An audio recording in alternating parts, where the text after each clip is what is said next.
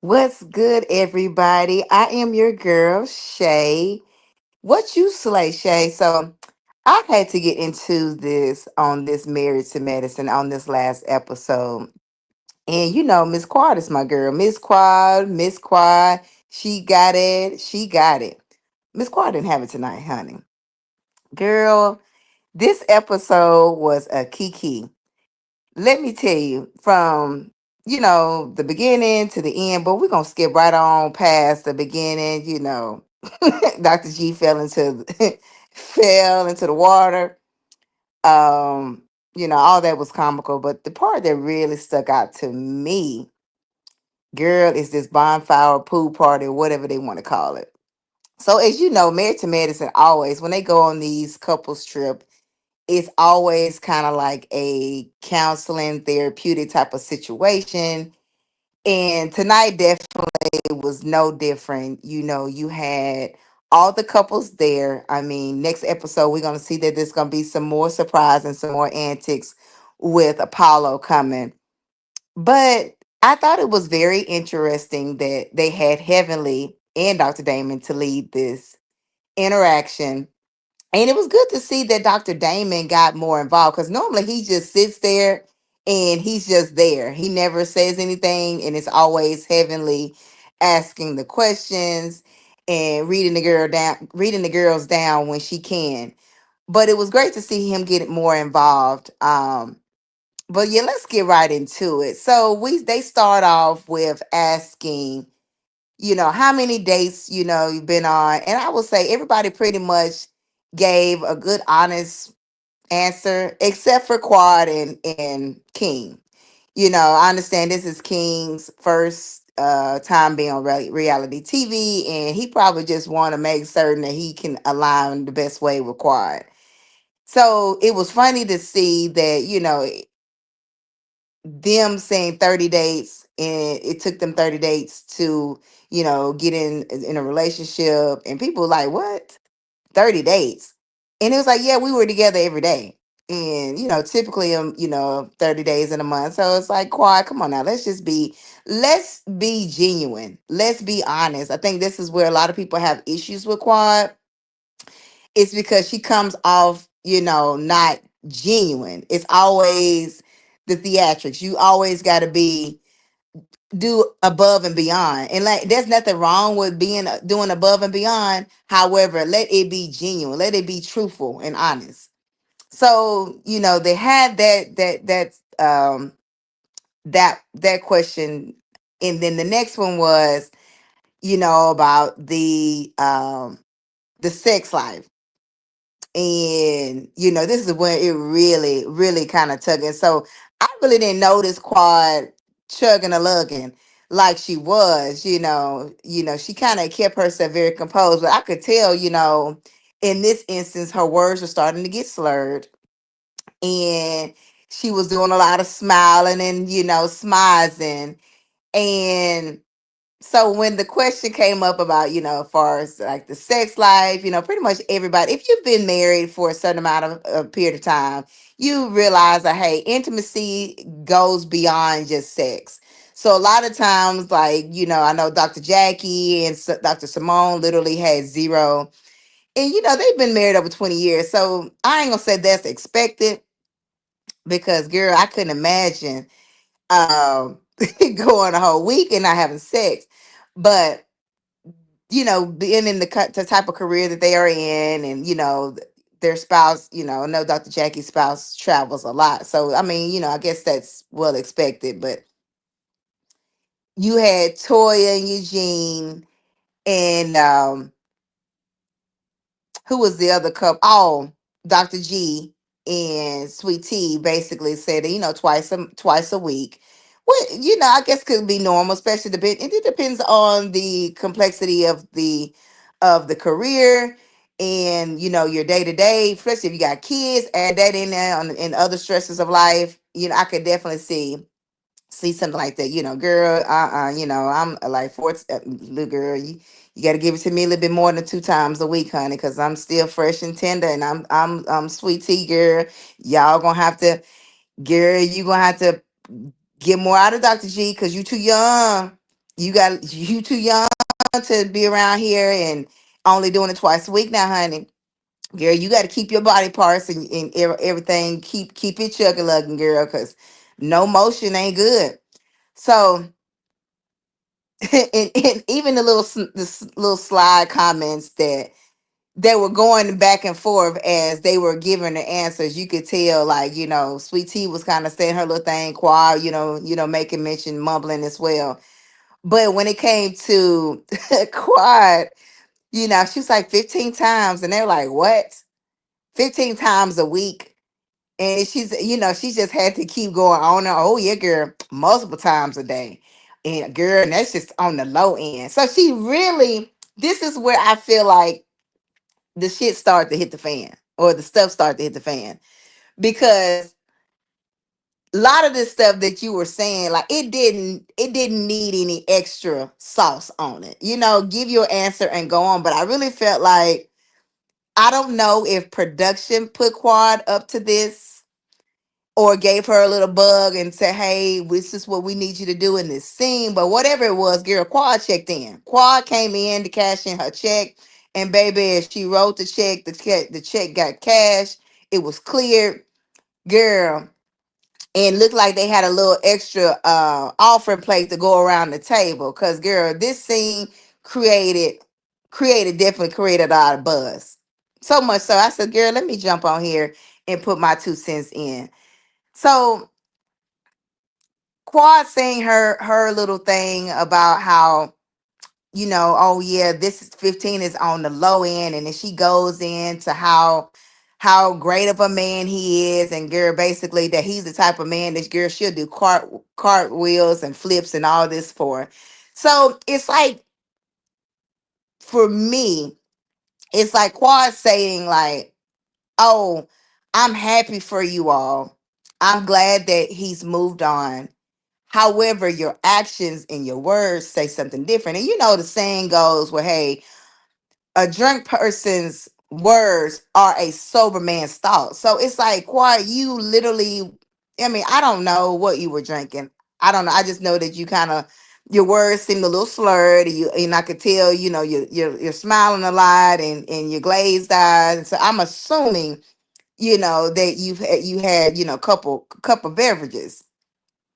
Cause it's like, why you're theatrical, but you on this day you were above the antics that you normally give.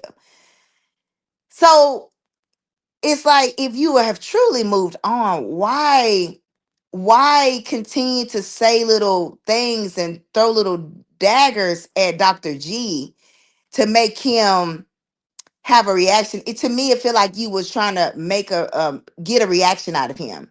So he wasn't saying anything, but I guess Sweet Tea got uncomfortable, because I mean, it really is an uncomfortable situation. Here you are, you're sitting here on the show with your ex-husband, and y'all, they've moved on, you've moved on, and it got to the point where a lot of the stuff that you were saying, like when it comes up with the whole baby Lunsford thing, like that wasn't necessary, because how much Greg really wanted, how much Greg really loved you, how much he wanted to be in a marriage with you. Now I get it, y'all's marriage was toxic, and so much so from season one, because girl, I've been watching from season one, and the marriage, the relationship was toxic before the marriage. So you and Dr. G decided to go beyond just a relationship and enter in a marriage. So you can't say that he's a narcissist and that it was toxic and all this from sun up to sundown. But guess what? You chose to enter in a marriage with a person of this stature. You knew who he was beforehand. So this is not like, oh, he was this way before the marriage, and after we got married, things turned. No, you all were toxic before the marriage. So much so that allegedly there's, far as mugshots of both of you, whereas y'all had your situation before you got married.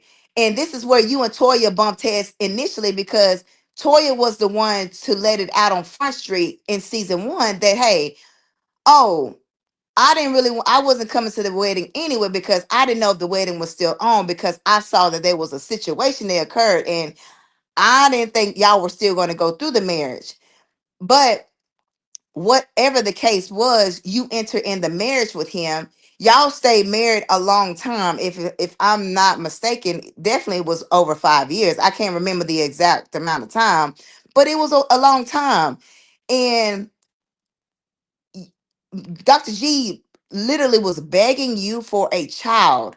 And this was in the time frame when y'all both, you were younger. He was young, far as younger in an age where he could definitely still, produce some, some kids. I mean, he could probably still produce some now, but I mean, he's at the age now where, hey, that time is pretty much has passed. Either he have a child or not. It probably won't make one way or another. But back when y'all were married, he literally was begging you to have a child. Like y'all were, this is what something y'all were talking about every season. It's like, even so much that he made a song, we're gonna have a baby. And you were like, oh no, we're not having no baby. So to me, it's like the little stuff you were saying on this episode seemed like daggers because it's like you knew in your heart that this man really loved you and he really wanted a family with you. So now you're saying, oh, I found the man that I feel like, oh yes, I will want to have a baby with, insinuating that Dr. G was not a man, that he wasn't the type of man I wanted to even have a kid with. And so that makes him feel a certain type of way. Then we it's the understanding that y'all weren't even being intimate like that with one another. So you add that layer on, another layer of cake onto it.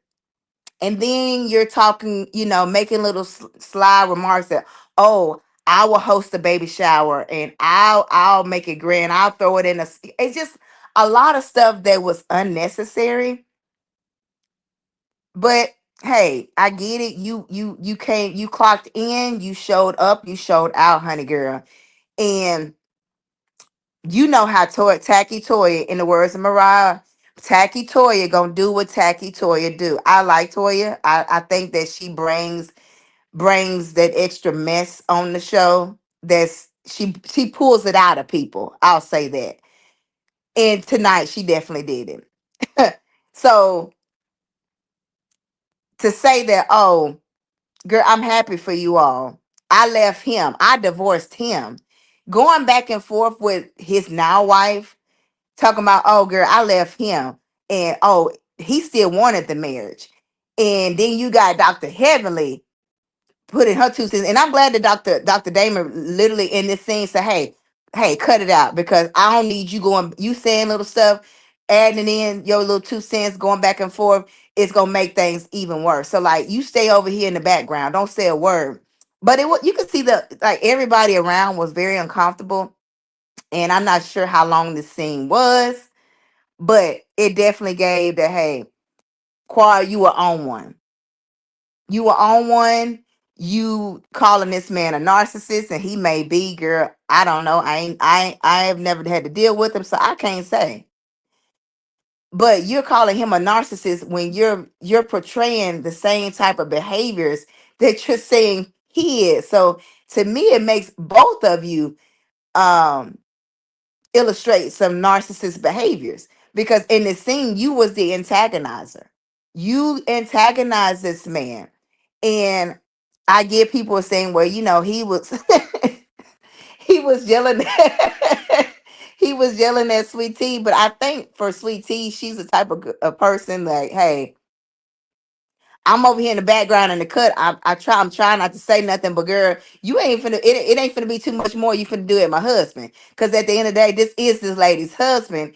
And I get it. He wants to keep keep her persona or keep her composed. But you got to understand, Dr. G, it's only so much more that this lady is finna let this your ex-wife continue to poke and prod at y'all. So I didn't even feel no ways tired when Sweet Tea was doing what she was doing because I'm like, lady, this is my husband now. Um, you had your situation with him. If you're good and you've moved on, you happen and you know it, clap your hands, then cool.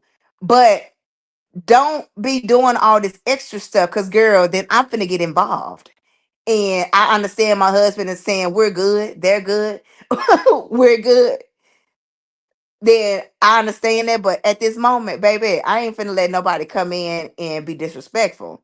And it was getting to the point where it was being very disrespectful. So I'm like, girl, what more do we have to look forward to? And oh yes, we got a lot more to look forward to because guess what? Phaedra over in the cut talking about while she doing a whole whispering with girl, I'm gonna say it with Renner dude over here.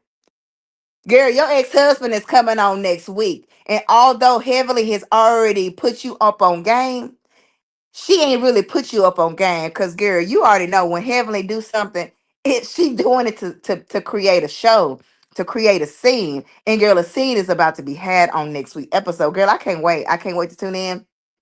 Married to Medicine has been kind of stale this season. I ain't even gonna lie. Reality TV for me, and I'm a reality the TV girl. Girl, I've been watching reality TV. Girl, I'm a TV person. So like sitcoms, I'm one of them. Like I can literally watch TV all day, every day. That's just one of my peaceful times. I like to just disengage from work, from the kids, from the husband, from everything, and I just like to tune in and just get my kiki on these shows. But I will say this, even it seems like the reality TV scope of things is changing, and I don't really like it because it's like we're creating scenes instead of we're creating a scene instead of being in the scene. If you following what I'm saying, like back in the day when like you had Love and Hip Hop, you had Real Housewives of Atlanta, girl, even Braxton Family Values. I mean, girl, I could go back even to like Keeping Up with the Kardashians. Those were times where you basically they were filming you and you were in scene.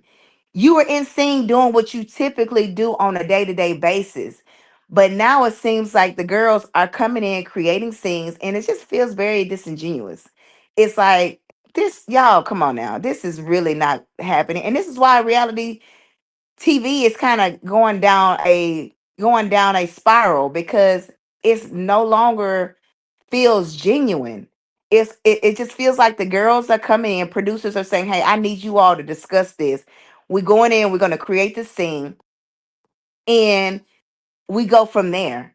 And we edit and we pluck and pull and put together what we feel like is going to be good TV.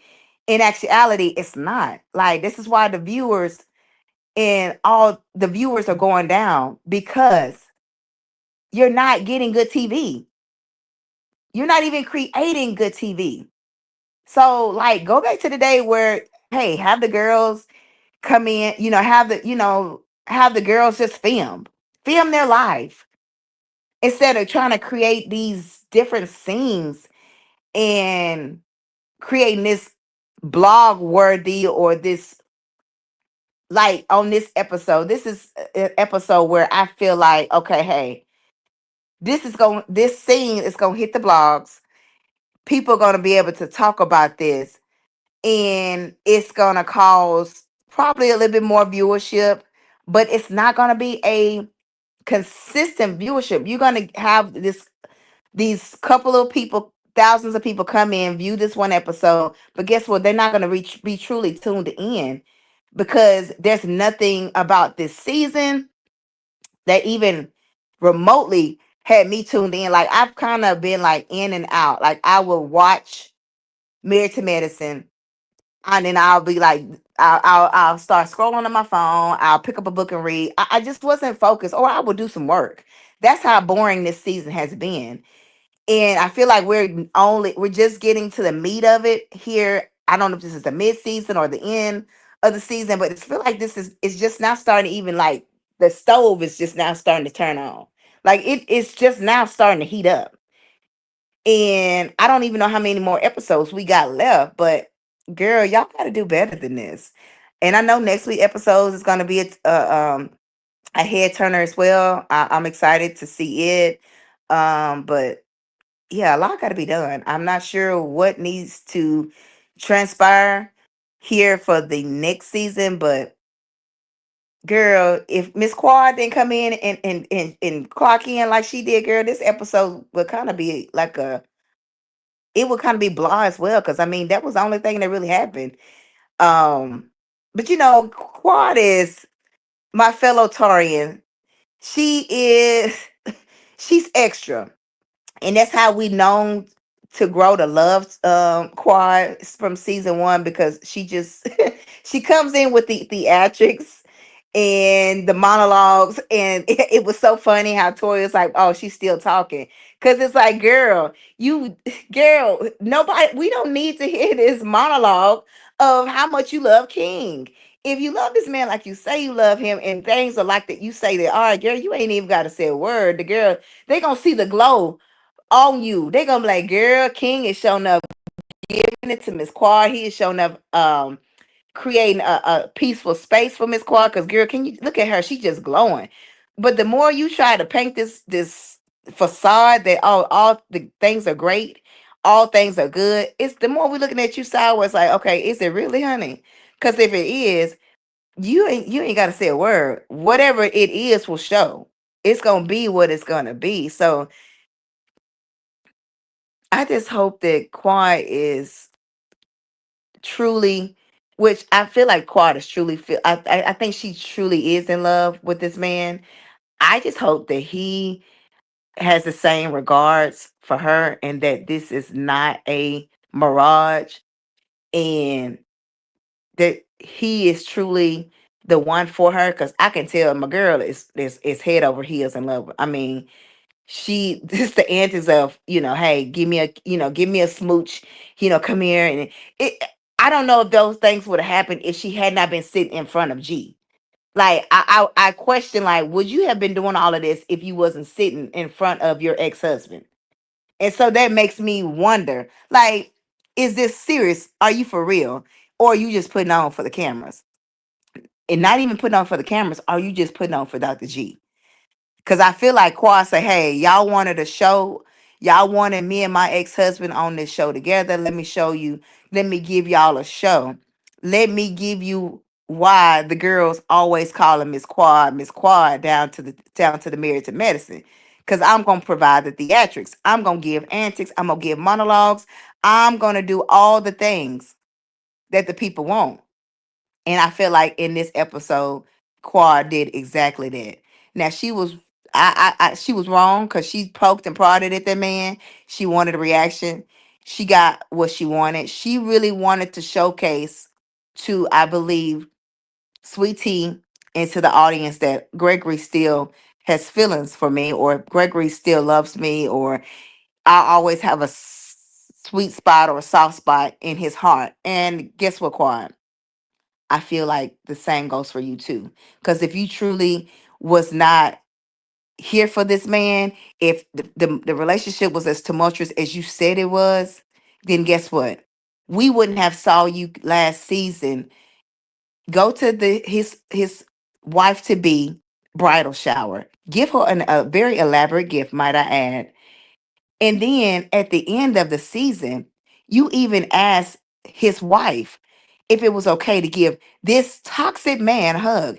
If he was as toxic as you say he is, or you say he was, baby, one thing about me, if I'm done with somebody, they not even gonna get a hello out of me, let alone a hug.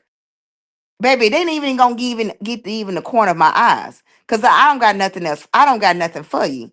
But for the simple fact that you asked to give that man a hug at the end of the season last year, lets me know, okay, things may not have been all peaches and cream. However, they're not as bad as you say they were. And I'm just gonna leave it at this, because I don't know. I wasn't in your marriage. I don't know. I wasn't there. But I'm just going based off what I'm seeing, and what I know to be a person who is truly over a person. When they over a person and they don't care one way or another, they're done. Just like King asked, like, you're talking about he's bothered by your presence. Like King said, I'm like, King, like, why? Why would he be bothered by me if y'all don't have anything going on? If y'all are over and done with, there's no feelings, there's no hard feelings, there's nothing there. Why would my presence bother him? Why? I've been in the presence of people's exes, and guess what? Our presence don't bother each other. Guess what? You done with him? You done with this person, or I'm done with that person. I don't care one way or another if you're there or not. Cause guess what? There is no feelings. So quiet that kind of showcase you to me. Cause it's like, girl, if there wasn't anything there, you wouldn't have been doing all that you were doing in this episode. And like I said, I don't know if production put you up to do it, or this is just how you was feeling, or your sober thoughts came out in your inebriated manner. However, it just said that, hey, I'm not as over him as I say I am. And that literally lets me know why Sweet Tea is doing a press tour and she's talking about how you're not really over your ex-husband like you are portraying to be. Because in this episode, baby, the shield came off. Like, you literally showed that you're not over him as you say you are. Girl, that's my time for the day. I just came down here to slay what happened in Married to Medicine on season 10, episode 11. I hope you all have enjoyed my review. Girl, don't you leave out of this review without liking, without sharing, and definitely